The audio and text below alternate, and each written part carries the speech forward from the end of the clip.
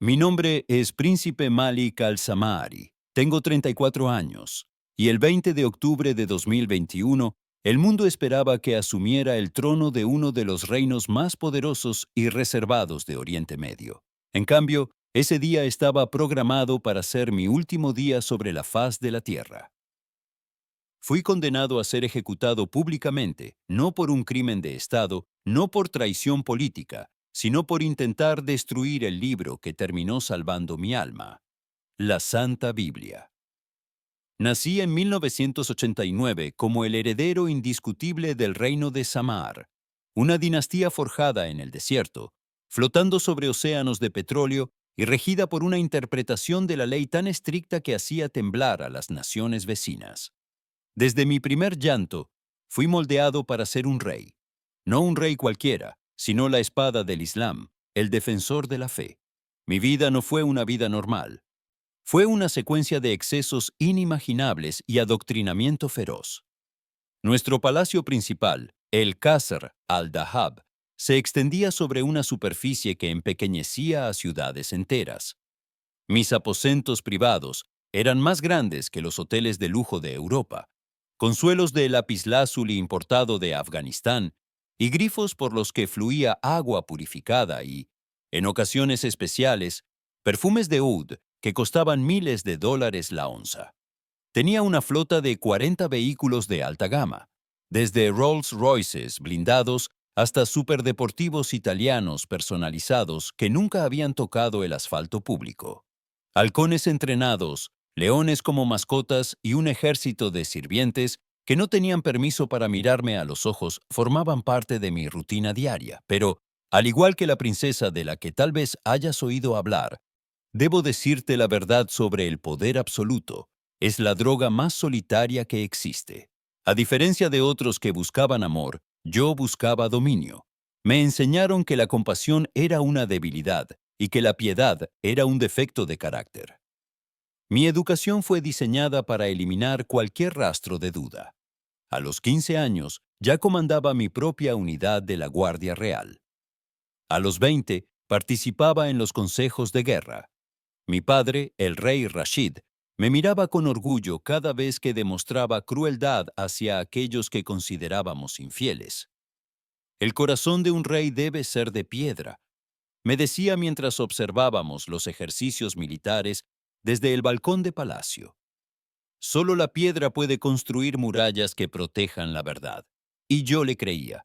Creía que nuestra verdad era la única, y que cualquier otra creencia era un veneno que debía ser erradicado.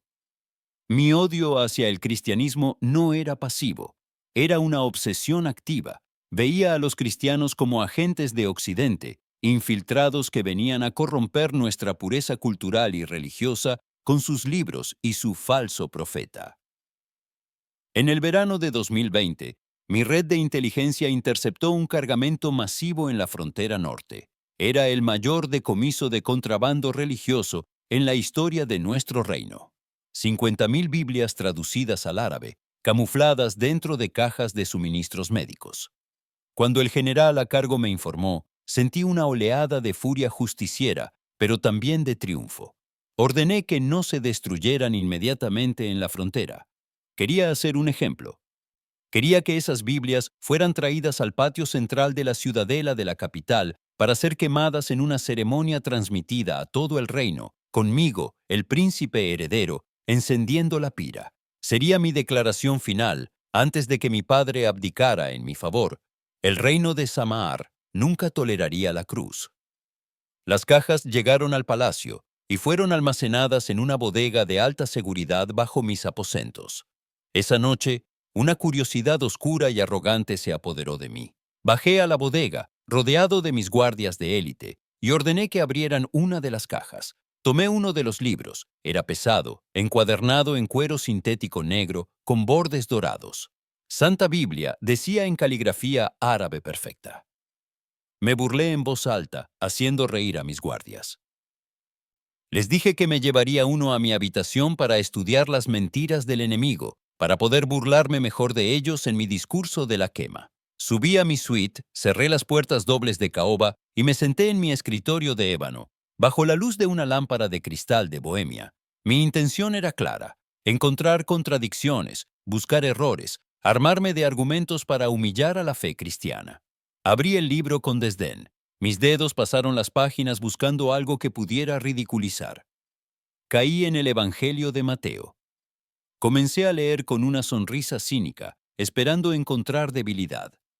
Leí: Oísteis que fue dicho, ojo por ojo y diente por diente.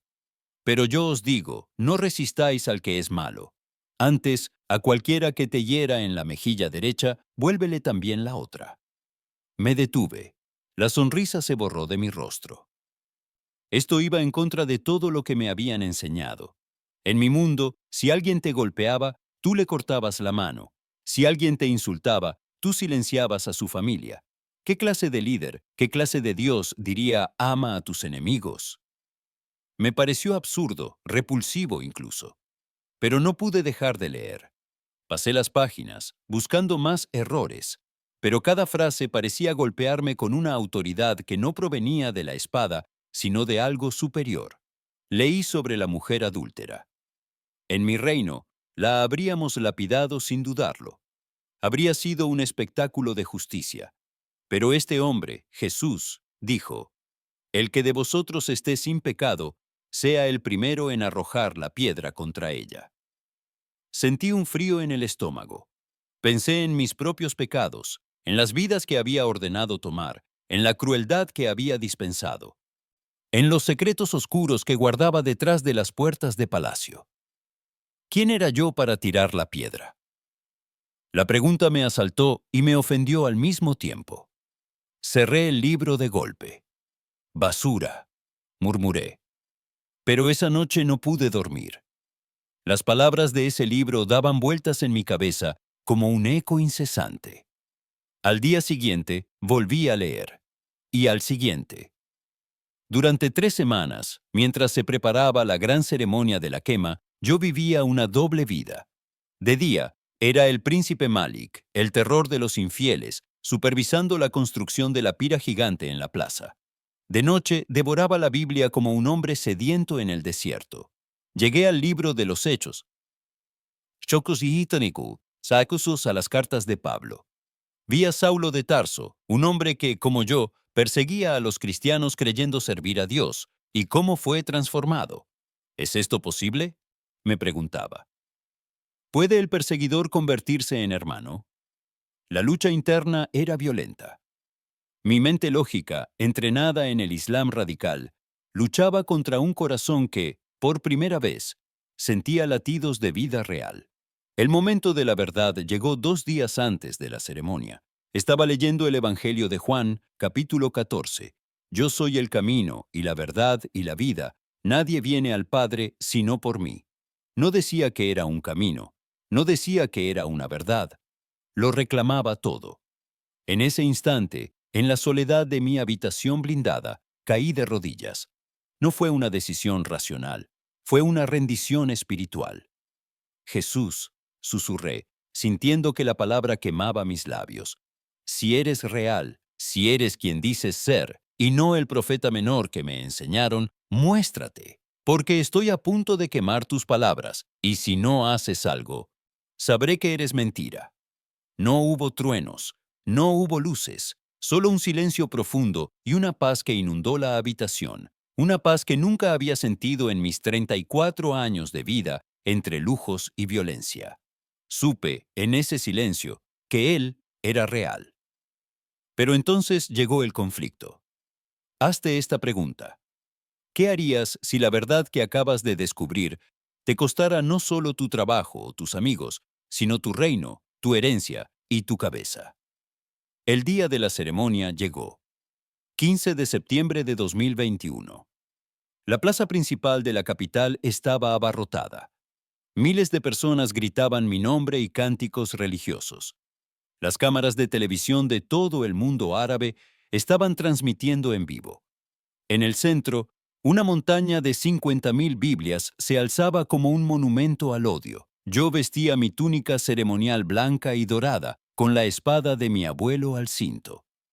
Mi padre, el rey, estaba en el palco real, observando. Me entregaron una antorcha encendida. El calor del fuego me golpeó la cara, pero no era nada comparado con el fuego que sentía en mi pecho. Subí los escalones hacia la pira. El silencio cayó sobre la multitud.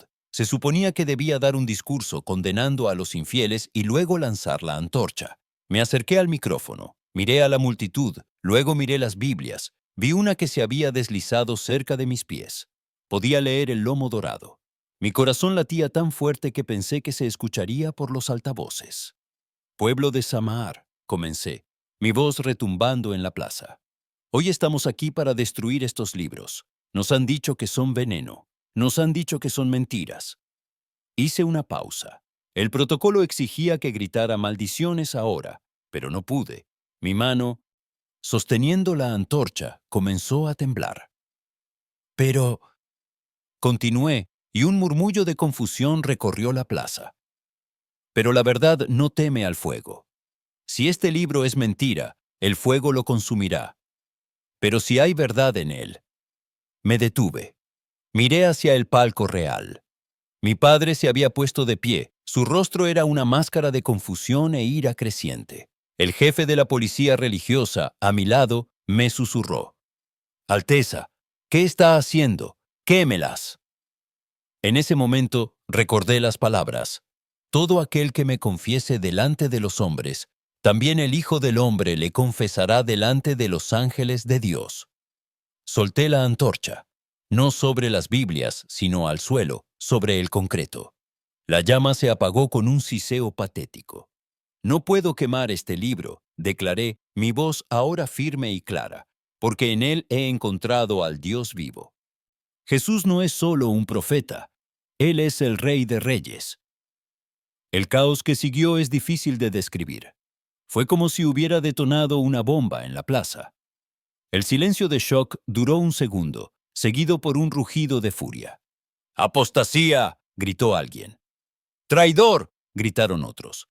Los guardias, mis propios guardias, dudaron un momento, pero las órdenes de mi padre fueron inmediatas. ¡Apresadlo! Vi al rey, mi padre, haciendo un gesto de cortar la cabeza con su mano. En segundos, fui derribado. La multitud intentó lincharme, pero los militares me rodearon, no para protegerme, sino para asegurarme como prisionero. Fui golpeado con las culatas de los rifles, escupido y arrastrado fuera de la plaza mientras las cámaras eran apagadas apresuradamente. Si este relato te está impactando, si sientes que hay algo más en este mundo que lo que ven tus ojos, te invito a suscribirte al canal ahora mismo. Historias como la mía necesitan ser contadas y tu apoyo nos ayuda a llevar esta luz a más personas. Suscríbete y activa la campana, porque lo que viene a continuación desafía toda lógica humana. Me llevaron a la prisión de Al-Hajjar, una fortaleza en medio del desierto utilizada para los peores enemigos del Estado. No me pusieron en una celda VIP, me arrojaron al pozo, una celda subterránea sin luz, sin ventanas, donde la temperatura bajaba a grados bajo cero por la noche y el calor era sofocante durante el día. Me despojaron de mis vestiduras reales y me dejaron en ropa interior, encadenado a la pared. Durante 3 semanas fui interrogado. No querían información, querían que me retractara. Los imanes venían cada día. «¿Estás loco, Malik?», me decían. «Tienes el mundo a tus pies. Solo di que estabas enfermo, que fue un golpe de calor. Tu padre te perdonará si te humillas públicamente». Pero algo había cambiado en mi ADN espiritual. Cada vez que me golpeaban, cada vez que me negaban agua, sentía una cercanía con Jesús que era más real que el dolor físico. Recordaba cómo Él fue golpeado, cómo fue humillado. «No puedo negar lo que he visto», les respondía con los labios rotos. La verdad me ha hecho libre, aunque esté encadenado. La sentencia final llegó el 18 de octubre. Sería decapitado en 2 días, al amanecer, en el mismo lugar donde me negué a quemar las Biblias. Mi padre no vino a verme. Envió un documento oficial declarándome no hijo y borrando mi nombre del árbol genealógico real. La noche antes de la ejecución, el 19 de octubre, estaba tirado en el suelo sucio de mi celda. Mi cuerpo estaba destrozado. Tenía costillas rotas y apenas podía abrir un ojo por la hinchazón. La desesperación intentó apoderarse de mí. Señor, oré en la oscuridad absoluta. ¿Es este el final? ¿Me has salvado solo para que muera como un criminal? Si es tu voluntad, la acepto, pero tengo miedo. Lloré. No te mentiré haciéndome el héroe estoico. Lloré como un niño. El miedo a la espada es real. El miedo a la muerte es humano. Fue entonces, alrededor de las 3:00 de la madrugada, cuando sucedió lo imposible. No había dormido. Estaba mirando hacia donde suponía que estaba el techo. De repente, una pequeña luz apareció en la esquina de la celda. Al principio pensé que era una alucinación por la deshidratación, pero la luz creció. No era una luz de bombilla o de fuego, era una luz líquida. Se movía y respiraba. La celda, que olía a orina y sangre, de repente se llenó de un aroma a flores frescas, a lluvia en el desierto. La temperatura se estabilizó, y en medio de esa luz vi una figura. No vi un rostro con detalles fotográficos, porque el resplandor era demasiado intenso, pero vi la silueta de un hombre, y supe quién era. No necesitaba presentación. La presencia emanaba una autoridad y un amor tan densos que casi me costaba respirar.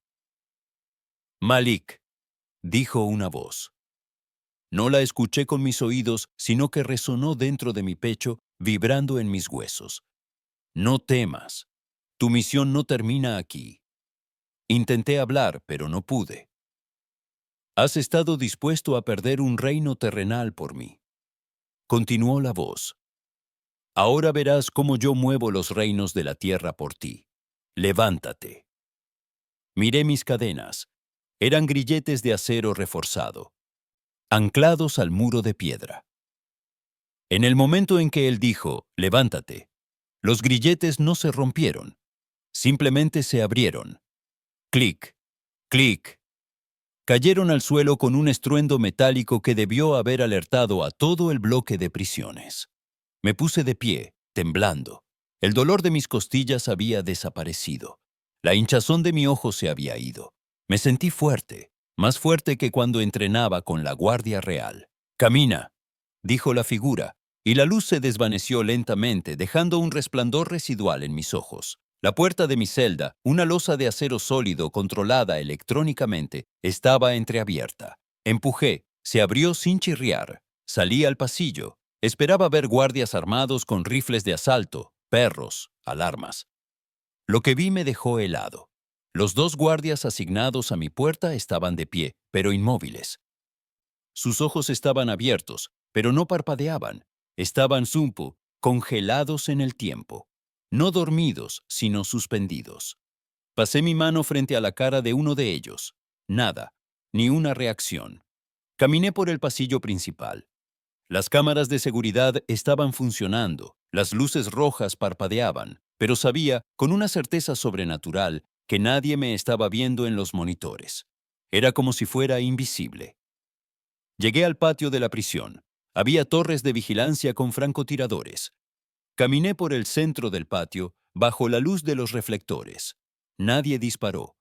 Nadie gritó. Llegué al muro exterior, de 5 metros de altura. Señor, ¿cómo pasó esto?, pensé. Y entonces vi la puerta de servicio, la que usan los camiones de basura, abriéndose lentamente sola. No había viento, no había motor. Simplemente se abrió lo suficiente para que yo pasara. Salí al desierto. El aire frío de la noche golpeó mi rostro. Estaba libre, pero estaba en medio de la nada, a kilómetros de la civilización, vestido con harapos. Fue entonces cuando vi los faros. Un viejo Land Rover se acercó por la duna. Me tensé, pensando que era una patrulla. El vehículo se detuvo a mi lado. Bajó un hombre, un beduino con el rostro cubierto. «¿Eres Malik?», preguntó. «¿Quién eres?», respondí a la defensiva. «No importa quién soy, un sueño me despertó hace 2 horas. Una voz me dijo que condujera a este punto exacto y esperara a un hombre llamado Malik. Sube, tengo agua y ropa». Subí al vehículo. El hombre no era cristiano, era un musulmán devoto del desierto, pero había obedecido al sueño con un temor reverente. Me condujo durante 6 horas a través de rutas que no aparecían en los mapas, esquivando los puestos de control militares que, según la radio del coche, ya estaban en alerta máxima por la desaparición inexplicable del prisionero. Me llevó hasta la frontera con un país vecino, más tolerante. Me dio sus propias ropas y algo de dinero. Que tu Dios te acompañe, me dijo al despedirse, porque claramente Él es poderoso. Crucé la frontera a pie, mezclándome con un grupo de refugiados. Fue un viaje arduo. Pasé de dormir en sábanas de seda a dormir en el suelo de campos de refugiados, comiendo pan duro. Pero nunca, ni por un segundo, extrañé mi vida anterior. Cada noche miraba las estrellas y agradecía a Jesús por estar vivo, y más importante aún, por ser conocido por Él. Logré llegar a Europa meses después, gracias a una red de misioneros que al escuchar mi historia me acogieron con cautela al principio y luego con amor fraternal. El día de mi bautismo fue el día más feliz de mi vida. No había cámaras, no había multitudes, no había oro. Solo una pequeña iglesia en las afueras de Berlín, una bañera llena de agua y un grupo de hermanos y hermanas que oraban por mí. Cuando salí del agua, el príncipe Malik murió definitivamente. Nació un nuevo hombre, un siervo de Cristo. Hoy mi vida es muy diferente. Vivo bajo una identidad protegida, ya que la sentencia de muerte en mi país de origen sigue vigente y hay recompensas millonarias por mi cabeza. Pero no vivo con miedo. Viajo con precaución, compartiendo mi testimonio, ayudando a traducir la Biblia a dialectos árabes que aún no tienen acceso a la palabra, y trabajando con líderes clandestinos en Oriente Medio. He perdido un reino temporal, sí. He perdido la posibilidad de sentarme en un trono de oro y ser llamado Su Majestad. Pero he ganado una corona incorruptible. He ganado una familia que se extiende por todo el mundo. Y he ganado la paz que sobrepasa todo entendimiento. A veces pienso en mi Padre. Oro por Él todos los días. Oro para que esa misma luz que iluminó mi celda oscura pueda iluminar su palacio dorado, que en realidad es una prisión mucho más oscura de lo que Él cree. Oro por mis antiguos súbditos, para que descubran que el verdadero rey no necesita espadas para gobernar, sino que gobierna con un amor que se sacrificó a sí mismo. Mucha gente me pregunta si valió la pena. Me preguntan si extraño el poder, los coches, el respeto instantáneo. Y yo les digo, imagina que estás en un desierto muriendo de sed y tienes una bolsa llena de diamantes. ¿De qué te sirven? Jesús es el agua viva. Yo cambié una bolsa de piedras brillantes por el agua que me salvó la vida. Fue el mejor trato de la historia. Ahora quiero hablarte a ti, que estás al otro lado de la pantalla. Tal vez no eres un príncipe árabe. Tal vez no tienes un ejército a tu mando, ni una sentencia de muerte sobre tu cabeza. Pero quizás tienes tu propio reino que temes perder. Tal vez es tu reputación, tal vez es una relación que sabes que no le agrada a Dios, tal vez es tu comodidad o tu dinero. Jesús te está llamando hoy. No te promete que será fácil. Mira mi historia. No fue fácil. Hubo dolor, hubo pérdida, hubo soledad. Pero Él te promete que estará contigo. Te promete que cuando el fuego esté listo para consumirte, Él estará en medio del fuego contigo. Te promete que cuando las cadenas parezcan irrompibles, Él tiene la llave. Te promete que cuando el mundo te dé la espalda, Él te abrirá sus brazos. ¿Estás dispuesto a intentar destruir tus propios prejuicios, como yo intenté destruir esa Biblia, y atreverte a abrirla con un corazón sincero? Te desafío a que lo hagas. Lee el Evangelio de Juan. Pídele a Dios que se te revele. No necesitas estar en una celda de prisión para ver su luz. Puedes verla ahora mismo, en tu habitación, en tu oficina, donde quiera que estés. El Dios que paralizó a los guardias, el Dios que abrió las puertas de acero, el Dios que guió a un beduino en medio de la noche para rescatarme, es el mismo Dios que te está escuchando ahora. No hay nada imposible para Él. No hay pecado demasiado grande. No hay pasado demasiado oscuro. No hay cadenas demasiado fuertes. Si crees que Dios existe y que sigue haciendo milagros hoy en día, suscríbete a este canal. Comparte este video con alguien que necesite esperanza. Nunca sabes si tu compartir puede ser el vehículo que Dios use, como aquel Land Rover en el desierto, para salvar a alguien que está perdido. Gracias por escuchar mi historia. No me adores a mí, ni admires mi valor, porque yo solo era un hombre lleno de odio. Admira a aquel que puede transformar el odio en amor. Admira a Jesús, el verdadero Rey. Que Dios te bendiga grandemente.